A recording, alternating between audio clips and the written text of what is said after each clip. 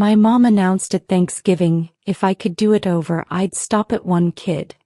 So I left that night with $37 and now I'm the entrepreneur she sees on billboards every day. Just a quick favor before I continue. Subscribe if you haven't yet and let me know in the comments where you're tuning in from. I might give you a shout out next time. The mashed potatoes were still steaming when Mama said it. Just dropped it right there between the cranberry sauce and green bean casserole like it was nothing. If I could do it all over again, I'd have stopped at one kid. My fork froze halfway to my mouth. Across the table, my older sister Kennedy smirked into her wine glass. She was the golden child, the lawyer, the one with the pristine townhouse in Buckhead. The one kid Mama apparently wished she'd stopped at. Excuse me. The words barely made it past my throat. Mama didn't even look at me. Just kept passing dishes to Kennedy's husband Marcus like I hadn't spoken. I'm just being honest. Some women are meant to have multiple children. I wasn't one of them. Kennedy needed all my attention to become who she is today. My younger brother Darius shifted uncomfortably beside me, suddenly very interested in his phone. He was 19, still living at home, still trying to figure himself out. Apparently we were both mistakes. Mama, that's messed up, I managed, my hands shaking. Kennedy finally spoke, her voice dripping with false sympathy. Come on, Sasha. He's just saying what we all know. You've always been different. Difficult. Different. That's what they called it when I wanted to study business instead of law. Difficult was what they said when I started my first side hustle at 16, selling custom jewelry online. Unrealistic when I talked about building something bigger than myself. I looked around the table at my family's faces. Mama's indifferent expression. Kennedy's satisfied smile. Daddy's cowardly silence as he carved the turkey, pretending not to hear. That's when something inside me broke. Or maybe it finally fixed itself. I shouldn't have been surprised. Kennedy had been Mama's obsession since the day she graduated top of her class from Spelman. I remembered being 12, watching Mama beam as Kennedy walked across that stage. That's my daughter, she'd said to everyone within earshot. She's going places. When I graduated high school 6 years later with a 3.8 GPA and a scholarship to Georgia State, Mama had stayed seated. It's not the same, she'd whispered to Aunt Claudette, who'd come to watch me. State isn't Spelman. Now at 24, I'd been working 3 jobs while building my business. Custom handbags and accessories that were starting to gain traction on Instagram. I had 8,000 followers and had just landed my first wholesale order with a boutique in Little 5 Points. I was proud of every sleepless night, every sacrifice. But to Mama, I was just the daughter who wasted her potential on pipe dreams. You know what your problem is, Sasha? Kennedy leaned forward, her diamond earrings catching the candlelight. You've never understood that success requires conformity. You can't just do whatever you want and expect respect. I don't want respect from people who don't respect themselves, I shot back. The table went silent. Daddy's knife stopped mid-slice. Mama's eyes finally met mine, and what I saw there wasn't anger. It was dismissal. Like I was already gone from her mind. See? Kennedy gestured at me like I was evidence in court. This is exactly what Mama means. You're combative. Ungrateful. Do you know how many people would kill for the opportunities you've had? What opportunities? My voice rose despite my efforts to stay calm. The opportunity to be compared to you every single day? The opportunity to hear how I'll never measure up. Lower your voice, Mama said, but there was no warmth in it. Just the cold instruction she'd give a stranger causing a scene. Something in my chest tightened. I thought about the past year. The loan Mama had given Kennedy to help with her down payment. $50,000 she'd never mentioned to me. The birthday party she'd thrown Kennedy at the Sundial, inviting half of Atlanta's black elite. My own birthday 3 months later had been a text message. Happy birthday, baby. Hope you have a good one. I thought about last Christmas when I'd shown her my business plan, my projections, my dreams laid out in a leather portfolio I'd saved for 2 months to buy. She'd glanced at the first page and handed it back. That's nice, Sasha. Kennedy, tell everyone about the Thompson case. Now Darius spoke up, his voice quiet. That was harsh, Ma. Even for you. Stay out of grown folks' business. Mama snapped at him, and I watched my little brother shrink back into himself. The same little brother who'd called me crying last week because Mama had called him worthless for dropping out of his first semester at Morehouse. Grown folks' business? I stood up, my chair scraping against the hardwood. You literally just told your children you regret having 2 of them and were supposed to what? Smile and pass the rolls? Kennedy laughed. Actually laughed. God, you're so dramatic. She's just being honest. Not everyone is cut out for motherhood the way she thought. It's not personal. Not personal? The words came out like broken glass. How is telling your daughter you wish she'd never been born not personal? I didn't say that, Mama said, but her voice lacked conviction. She was already bored with this conversation, ready to move on to dessert and her perfect daughter's perfect life. That's when I knew. She really meant it. My phone buzzed. A notification from Instagram. My 1000th order. A customer in California wanted 3 custom bags for her boutique. It should have been a moment of celebration. Instead, I was standing in my mother's dining room, being told I was a mistake. You know what kills me? I grabbed my purse from the back of my chair. I've spent my whole life trying to make you proud. Every award, every achievement, every small victory, I wanted to bring it to you. And you couldn't be bothered to notice. Here we go, Kennedy muttered. The victim's speech. No. I turned to her. Not a victim. Just done. I'm done begging for crumbs from a table I helped set. I'm done making myself smaller so you can feel bigger. I'm done. Daddy finally spoke. Sasha, sit down. Let's talk about this like adults. Adults. I felt the tears coming but refused to let them fall. Not here. Not in front of them. Adults don't let their wives tear down their children. Adults don't sit silent while their daughter gets emotionally eviscerated over turkey and dressing. Don't you dare speak to your father that way. Mama stood, her voice sharp. Or what? You'll disown me? Mama, you've already done that. You did it every time you forgot my recitals but never missed Kennedy's mock trials. You did it every time you bragged about her to your church friends and introduced me as the other one. You've been disowning me my whole life. Tonight you just finally said it out loud. Darius stood up too. I'm coming with you. Sit down, Darius, Mama commanded. But my little brother grabbed his coat.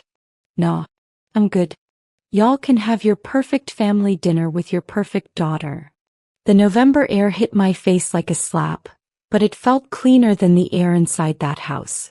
Darius followed me to my beat-up Honda Civic, the one Mama always complained about when I parked it in her driveway.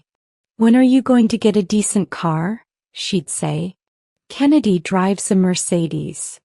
I checked my bank account on my phone. $37 until my next paycheck from the boutique where I worked part-time. I'd just paid my rent, my business inventory, and the hosting fees for my website. Where are we going? Darius asked, sliding into the passenger seat. I don't know. Away. My phone exploded with texts. Kennedy, you're so immature.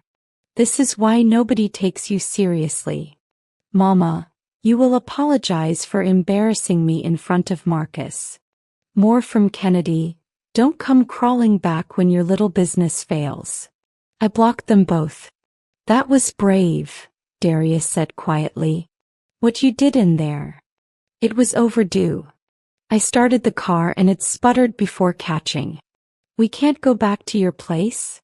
He shook his head. I moved out last month. Been crashing with my friend Terrell. Mama doesn't know yet. I couldn't take it anymore. The constant criticism, the comparisons to Kennedy, being called lazy for not wanting to be a lawyer.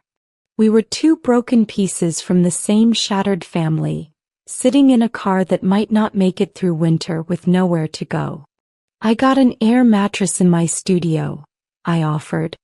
It's not much, but it's better than there. I drove away from Mama's house in Cascade Heights, past the perfect lawns and perfect lives, and something unexpected happened. I started laughing. Not the fun kind. The kind that comes when you realize you've been holding your breath for 24 years and finally let go. My studio was 380 square feet of possibility in East Atlanta.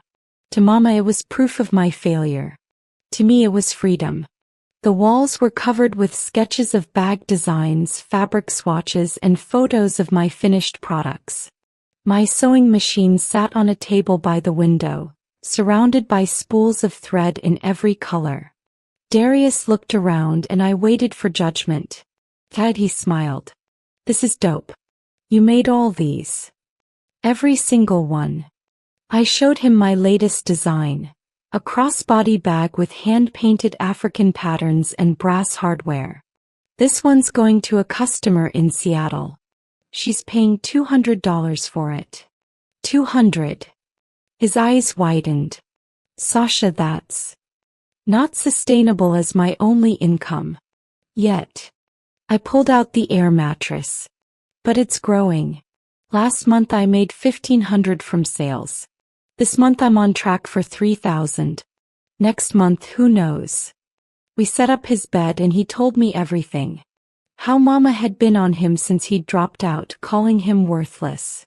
How Kennedy had offered to help by getting him a job as a paralegal at her firm, under her supervision. How Daddy had pulled him aside and told him to just do what your mother wants so she'll get off your back. I want to be a photographer, Darius admitted.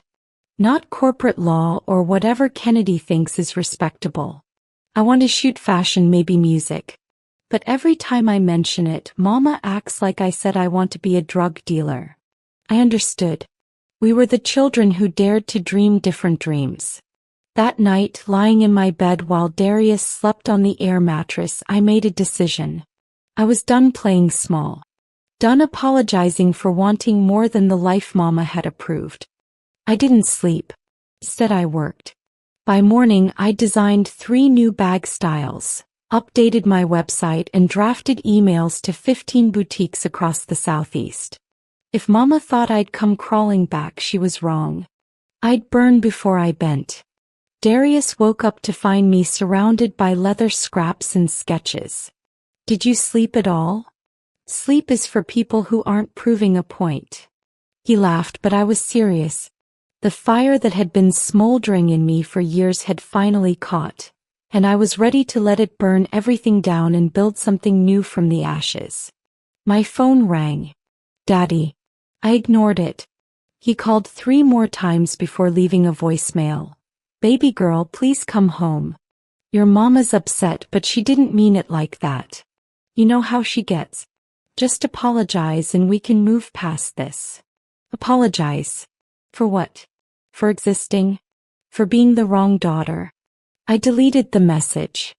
That afternoon my wholesale contact from Little 5 Points called. Sasha girl, we need to talk. Those bags you sent? They're flying off the shelves. I got customers asking about custom orders. How fast can you produce? My heart stopped. How many are we talking? 50 units. Different styles. Can you do it in 6 weeks? 50 bags at wholesale would net me about $4,000. More importantly, it would prove I could scale. I can do it. I hung up and immediately panicked. 50 bags meant materials, time, maybe help. It meant investing everything I had and then some. It meant risking the little security I'd built. Darius watched me pace. What's wrong?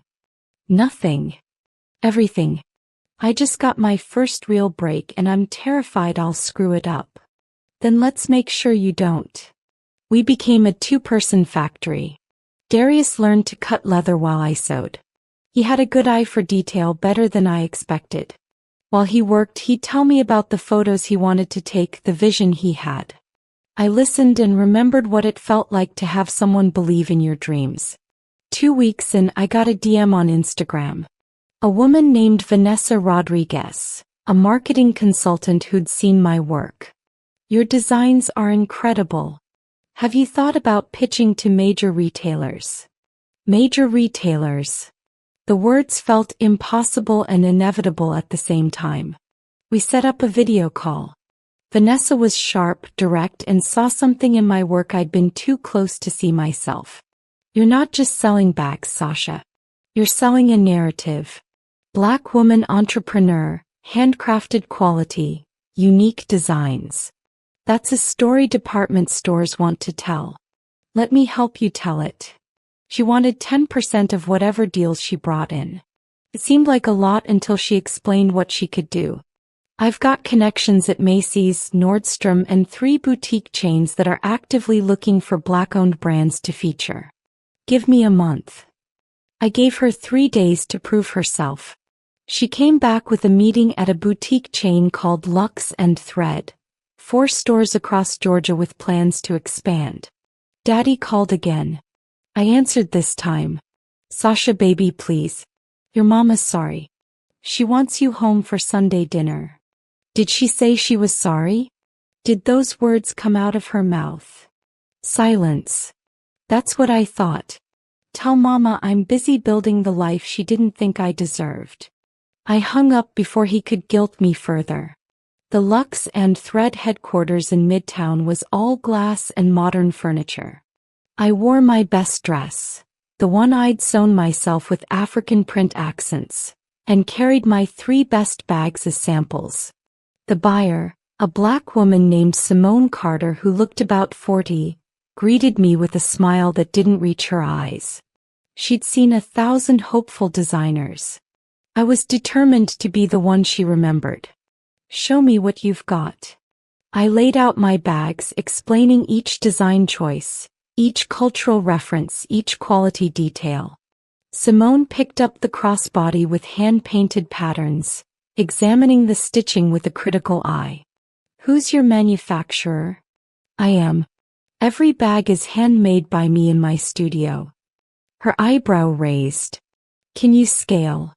This was the moment. The lie that could get me in the door or the truth that might close it. Yes. I have a production plan for up to 200 units monthly with quality control measures in place. I didn't mention that my studio was a 380 square foot apartment and my production plan was me, Darius, and prayer. Simone set down the bag and looked at me directly. I'm going to be straight with you. I like your work. I like your story. But I've seen talented designers crash and burn because they couldn't deliver. I need reliability more than I need artistry. Can you guarantee that?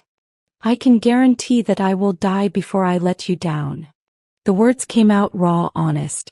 This isn't a hobby for me. This is everything. Something shifted in her expression. You remind me of myself 20 years ago. Tell you what, I'll give you a trial run. 25 bags, 5 different styles, delivered in 4 weeks.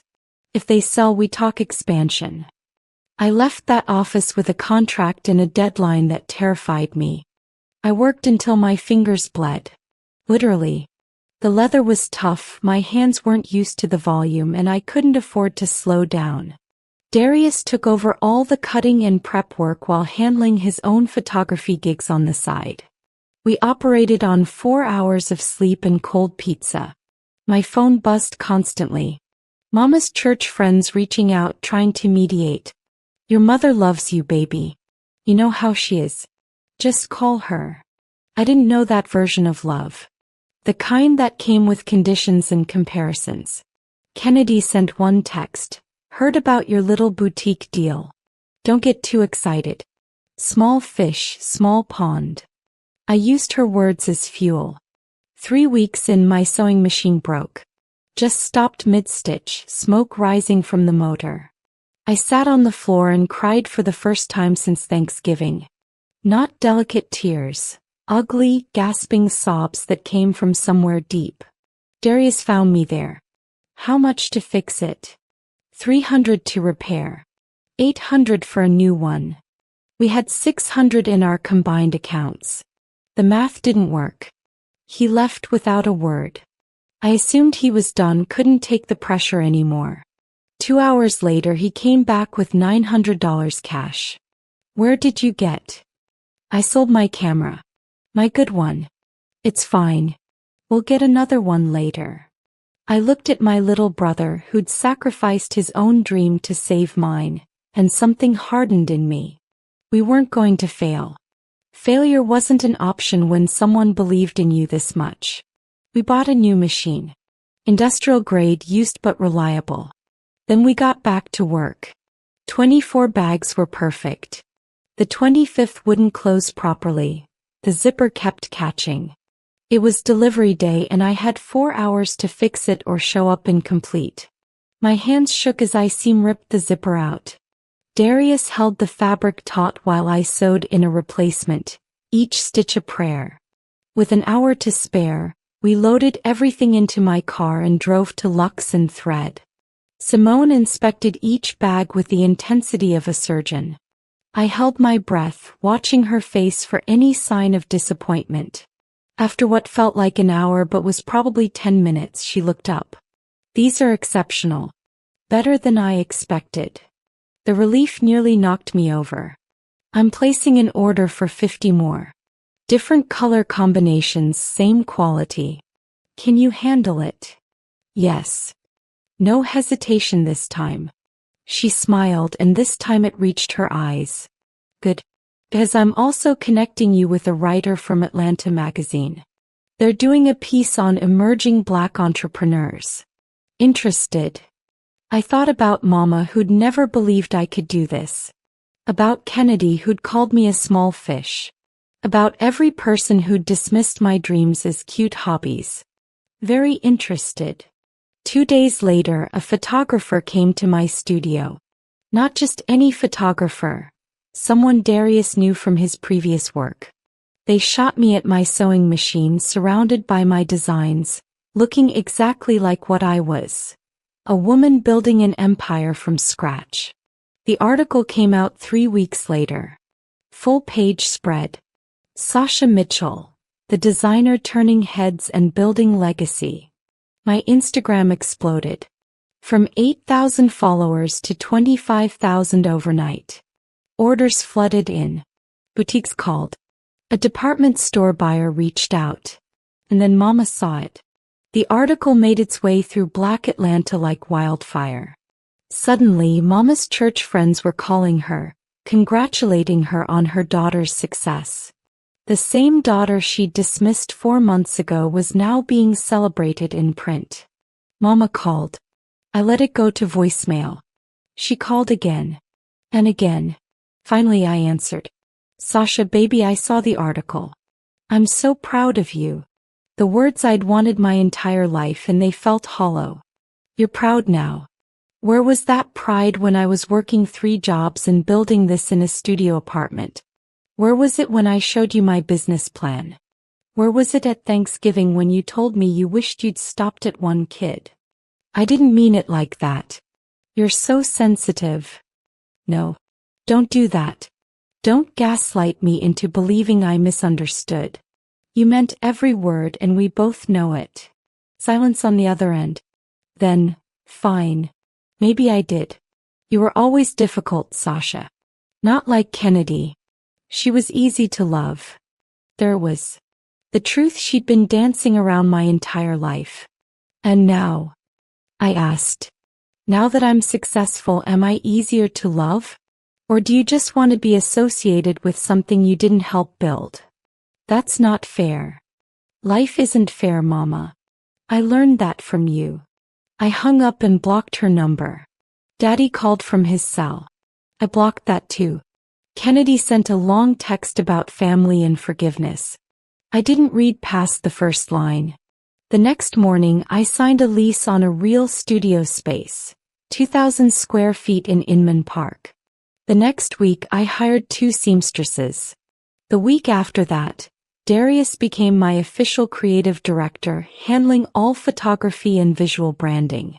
We were building something real and we were doing it without them. 6 months after that Thanksgiving dinner, I drove past the billboard on I-85. It was part of a campaign Atlanta magazine was running, featuring local entrepreneurs. My face 20 feet high with the words, "Building legacy one stitch at a time." My phone rang. Unknown number. I answered. "I saw your billboard."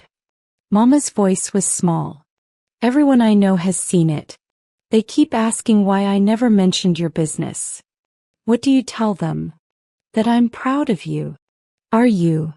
I pulled over because this conversation needed my full attention. "Or are you just embarrassed that you were wrong?" "Both." At least she was honest.